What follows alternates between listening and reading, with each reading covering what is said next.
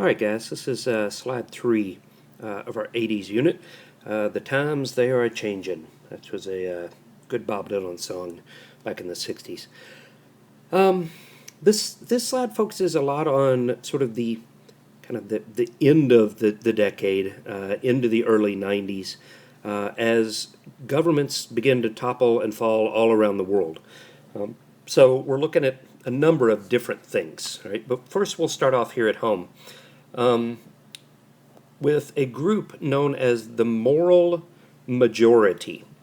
They are founded and led by a preacher, a televangelist, a TV preacher named Jerry Falwell. Okay? And there you see Reverend Falwell with his Holy Bible there. Reagan was a very conservative Republican. And it appealed to the religious right, conservative religious Protestants in particular.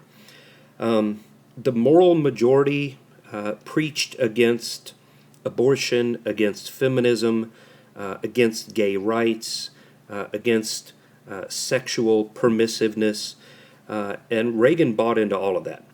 So in Reagan, Falwell sees his guy, that he can actually accomplish some things. So the Moral Majority will set out to get Reagan elected in 1980 and give him a lot of power. In its first 2 years of existence, the Moral Majority will register almost 3 million new voters, and every one of them is voting Republican. So it's in large part thanks to the Moral Majority and Jerry Falwell that Reagan gets elected and has as much power as he does. Okay? Now, once he is in power as president, Reagan is going to have a big effect on the Supreme Court. Reagan will appoint, it's either 3 or 4, but it's no more than 4, Supreme Court justices. So the court will take a very conservative turn under Reagan. Remember, he has a Republican Congress to support him here, so he can get conservative judges appointed. Among the Supreme Court justices that Reagan appoints, and there's several of them, is the first female Supreme Court justice, a woman by the name of Sandra Day O'Connor, and that's her picture there. Sandra Day O'Connor will be the first female Supreme Court justice. Not the last, but she is the first, appointed by Reagan. Reagan has a big effect on the court. It's a very conservative court by the time he leaves office. Now, Reagan will serve out his 8 years, and we'll talk about him here again in just a second, but he serves out his 8 years as president, which brings us to the 1988 election. The Republicans will nominate George H.W. Bush. George H.W. Bush. This is the father, Bush the elder. Reagan's vice president for 8 years. Republicans will nominate him, and the Democrats are going to have a free-for-all. There are 7 contenders fighting to be the Democratic nominee. The press starts calling them the 7 dwarves. All want to be the Democratic nominee. But the guy left standing at the end is Massachusetts Governor Michael Dukakis. He's Greek in heritage. That's the name, Dukakis. And he's going to have an uphill battle to begin with because the economy's great. Reagan's very popular.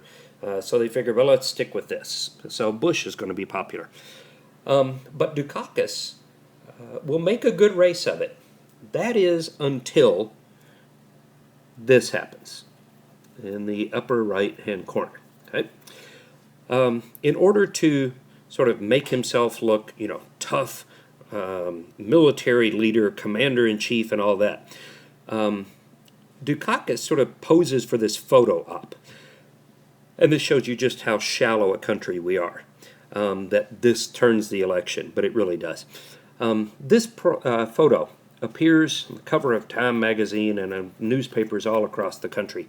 Dukakis, he's riding in the top of a tank, and he puts this gunner's helmet on, which would have looked kind of cool, except that he does up the chin strap really tight there, and his face is all squished together, and his eyes are all squishy, and he looks just goofy. And Americans look at that and kind of snicker. That's funny looking. He could be our president. And then he's not. Bush will win an easy election, 426 to 111. So Republicans will retain control of the White House. Not so much Congress. They're going to lose some strength there. But George H.W. Bush will become our new president. All right. Now, let's look at what's going on around the country here, around the globe. Sorry, not the country, around the world. In 1, 2, 3, 4, 5 different places here. First of all, let's talk about China. Okay? The government center of Beijing is known as Tiananmen Square. And there you see it on your slide there, how it's spelled. And as the 1980s went on, students in particular in China began to demand more and more freedoms. Now remember, China is a communist country. Mao is gone by now, but they are no less ruthless on human rights. Okay? But Chinese students are demanding more freedoms, more rights, more human rights, protections for people. And the government had started to crack down on them. Every day for months, thousands of students would show up in Tiananmen Square to protest the government's abuses of human rights. Okay? Well, on the eve of a visit from the Soviet Union, Moscow is visiting. Okay? Khrushchev is coming. Or not Khrushchev, Lord, we're way past him, sorry. Gorbachev. Gorbachev is coming to visit China. Now, this is a huge deal because China and the Soviet Union don't like each other. But maybe they can start to get on a little better footing. And the last thing China wants is the Soviet Union seeing them as weak. And student protesters in Tiananmen Square will not look good. Okay. So the military starts cracking down on student protesters. There are thousands of them several days before Gorbachev is supposed to arrive. The next morning, there are none of them. Thousands of student protesters simply disappear from Tiananmen Square. Their families never see them again. Nobody knows what happens to them, but they're gone. The official Chinese position is that the entire incident never happened. I don't know about any student protesters. I don't know what you're talking about. There weren't any student protesters here. And the press would say, sure there were. We saw them. They were here yesterday. You know, people would say, my son, my daughter was down here yesterday. And they'd say, I don't know what you're talking about. And word got out that the student protesters had been murdered by the government.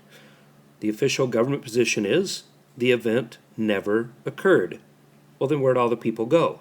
I don't know what you're talking about. An event never occurred. Thousands of people disappeared, and it never happened. Well, shortly after that, we get a very famous incident involving this little guy right here. Okay? He comes to be known simply as Tank Man. Okay? And Tank Man is an average, everyday, common citizen. In fact, nobody to this day knows who he is. But Chinese tanks were rolling through Tiananmen Square, clearing it out, and this young man, probably just on his way home from work one day, decides that he has had enough. He has had enough of his government killing people. He has had enough of his government abusing human rights. And he decides he's going to do something about it. So he walks over in front of this line of tanks and stands there, daring them to run him over. The tanks would turn to go around him, and he'd run over in front of them again. And they'd turn to go the other way, and he'd run over in front of them. When they stopped, he climbed up on top of the tank and starts banging on the lid. Eventually, some people see what's going on. They run out, they grab the guy, and they drag him off before he gets shot and killed. To this day, nobody knows who he was. Just an average guy who decided he'd had enough of his government abusing his people. I'll show you a good video in class about that. Okay. All right, in Germany, let's finish up here. Germany, Reagan will deliver a very famous quote, goes to Berlin, delivers a quote to the press, but it's directed at Gorbachev. It says, "Mr. Gorbachev, tear down this wall," talking about the Berlin Wall. And Gorbachev will. In 1989, the Berlin Wall will come down. December 1989. The Berlin Wall comes down. East and West Berliners meet for the first time in 28 years. The wall had divided Berlin for 28 years. Nearly a year later, in October 1990, the two Germanys would be reunited, and we would have no more East Germany controlled by the Soviet Union. No more East Berlin, no more West Berlin, no more East Germany, and no more West Germany. We simply have one united Germany again as of October 1990. Okay. Now, shortly after that, the following year, in December 91, Gorbachev will resign as leader, Soviet premier, and he will be replaced by a man named Boris Yeltsin. Yeltsin will take over as the head of the Soviet Union and would see the end of the Soviet Union and the beginning of CIS. The Soviet Union will fall apart. All of the countries that Russia controlled will one by one start dropping out to become their own. We know about Poland overthrowing its government. Hungary will, Czechoslovakia will, all the countries behind the Iron Curtain will overthrow their Soviet-dominated communist governments, and the Soviet Union will fall apart. It will be replaced by the CIS, which stands for the Commonwealth of Independent States. The Commonwealth of Independent States, and this is the CIS flag down here at the bottom of the screen. Okay. The Commonwealth of Independent States will function much like the Soviet Union did. It will be 15 countries all joining together into one organization. Okay? Most of the old Soviet republics, except the only difference is now they are joining because they're choosing to join, not because Russia has taken them over. And they will all have an equal voice, an equal say. They don't have to do what Russia tells them to do anymore. Everybody has an equal say. So many of the former Soviet republics will now join the Commonwealth of Independent States. That is in December of 91. The CIS is formed. Today, currently, there are 12 countries in the CIS. Okay. In South Africa, we see a whole new movement coming to an old movement coming to an end, thanks to some new people. That old movement is called apartheid, and apartheid is the it's the official South African policy of racial segregation. Racial segregation was the law. Whites controlled everything, even though blacks made up a majority of South Africa as a country. But that will all come to an end. Okay? In 1990, okay, when a man named Nelson Mandela was freed from prison. Mandela had long spoke out against apartheid, and it got him sent to prison for 27 years. 27 years Mandela was in prison for speaking out against apartheid. The South African president at the time decided that they'd had enough. It was time for a change.